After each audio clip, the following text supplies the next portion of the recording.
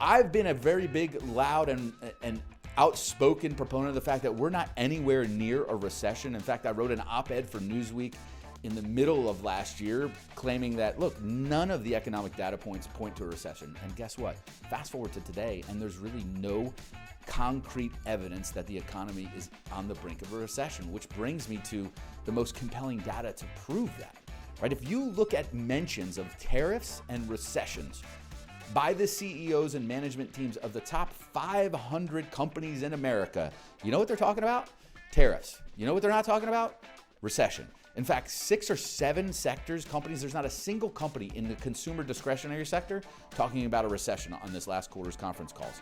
Now think about that. If corporate executives are not worried about a recession, should we be? No, because they're on the ground. They're in the trenches. They see it. So all these headlines about Trump's tariff tantrums are nothing more than that. They're just tantrums. They're noise. What we need to be worried about is when we start hearing a lot of executives talking about recessions. And as you see in this chart, those gray areas, we had that happen. There's a direct correlation between talk and economic changes. And we had that happen right around COVID. So that was when we had 2 quarters of negative GDP growth, falling off the cliff in 2020. The first quarter was down about 6 or 7%. In the second quarter of 2020, down a whopping 33% GDP before it violently rebounded. And then we had it again in 2022. We don't have that right now. So the mentions of recessions are not there. I encourage you to check out and always follow that as a key indicator of what's going to happen next. And here's what's most important.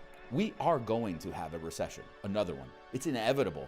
It's not a matter of if, but how long it lasts. And I would argue with you that we're in the best position ever to have the shortest recession on record because we keep innovating.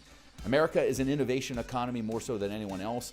And if you look at the percentage of spending of revenue on research and development based upon GDP and the revenue of companies, it's not higher anywhere else than the United States.